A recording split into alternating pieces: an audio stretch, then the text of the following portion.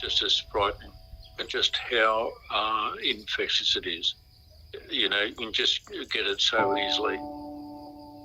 My version of it is I'm more worried about how we are going to come out of this. Our lifestyle, all of them, you know, even yours at your age, it's just changed totally. What's going to happen in several months' time when everything's, quote, back to normal?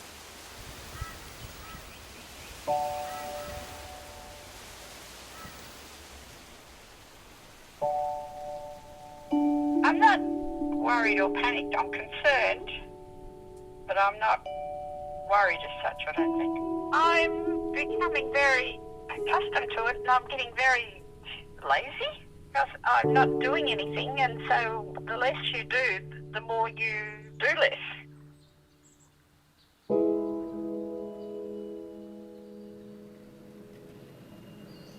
For me, personally, I've had difficulty in finding purpose because the things that I did and that I enjoyed doing, I can't because I'm confined to the house.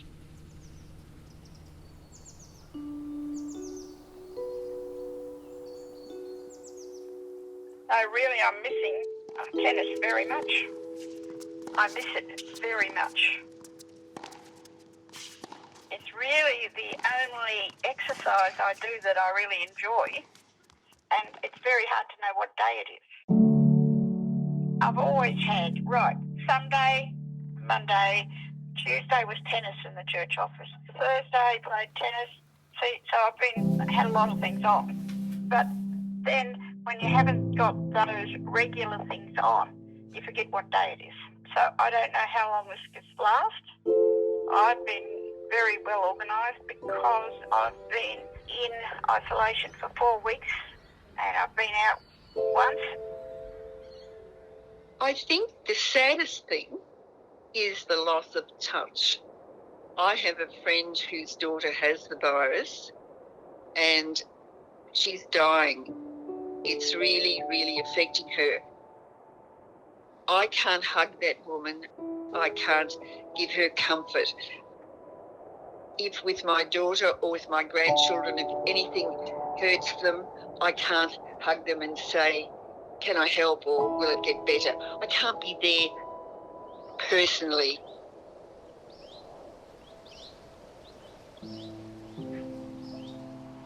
I would say that it's sort of like it is. In 2006, we lived a hillscape in Victoria, in the mountains, and we built holiday cottages there. And a bushfire went through. It was around us for 8 days.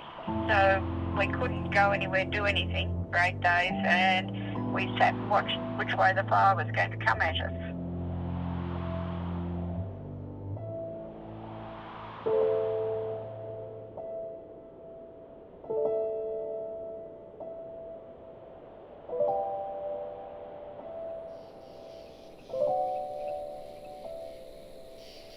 We planned to go to Cambodia to see Angkor Wat. We'd always wanted to go there. And after that, we were going to go on a trip down the Mekong River for about 7 days. Things got so bad with the virus situation that fortunately the company cancelled the trip. And it was a bucket list thing for me in particular to go to Angkor Wat. And it just seems to be that I shan't ever get there.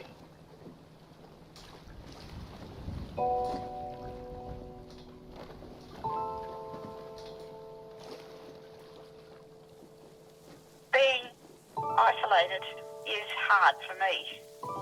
You see, all the things I do normally during the week and whatever is I'm doing something. It's not just having cups of coffee and stuff. I like to do something that's worthwhile and you're achieving something. A lot of people can sit around, but I've never sat around in my life because I had kids, ran businesses, and when it was busy, we'd work 10 hours a day, all of those things. Well, that's what I've been trying to do, is keep going and try to be busy. That's my theory. I've always said the same thing. If you get down, get busy.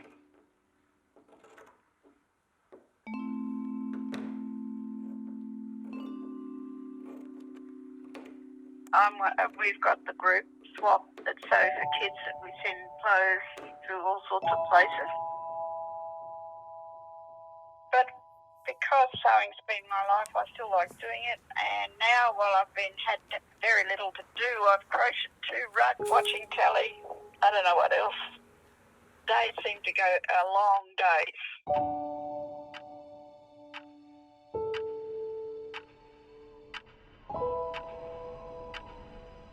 I have found there's more contact, I think, between friends, and we have decided, just a small group of our friends, to contact more regularly as a group, even by FaceTime and this sort of thing, and sit there and have morning tea together on the back veranda and all talk to one another. It's Even though you're miles apart. Yes, we are finding ways to be in contact.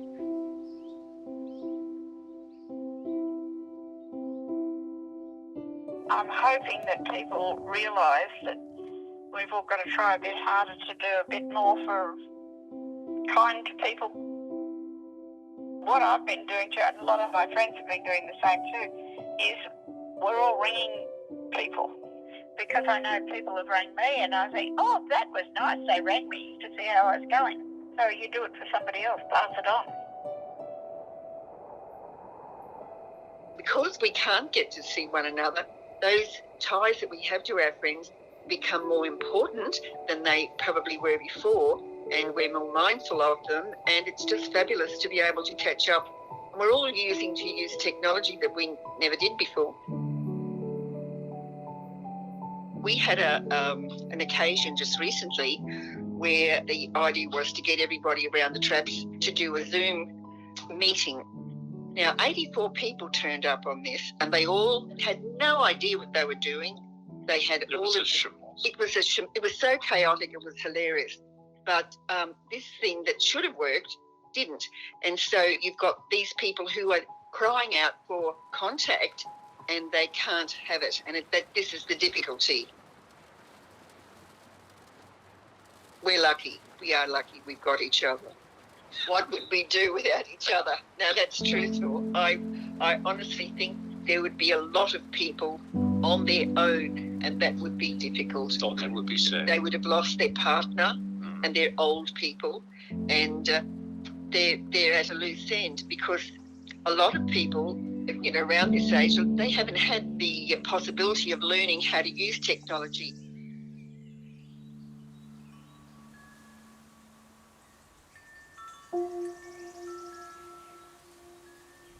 When we are allowed to get out and do things, and people with work, it's going to be a very, very, very tough time to get through with this virus, but after that it's going to be a very different life, I think.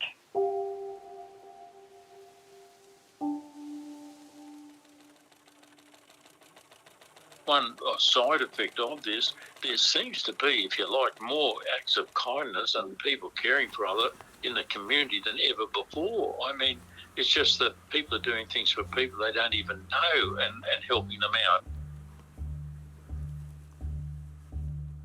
Care for one another, love one another. Don't be judgmental with one another, and support one another. If people talk to one another and communicate with one another, they learn, they're nourished, and they grow.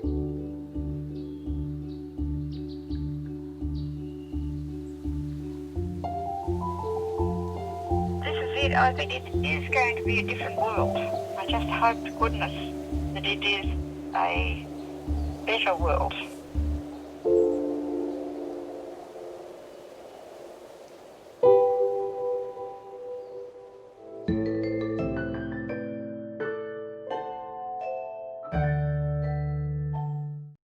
The whole world has gone into isolation, and like many others, I've been thrust into loneliness.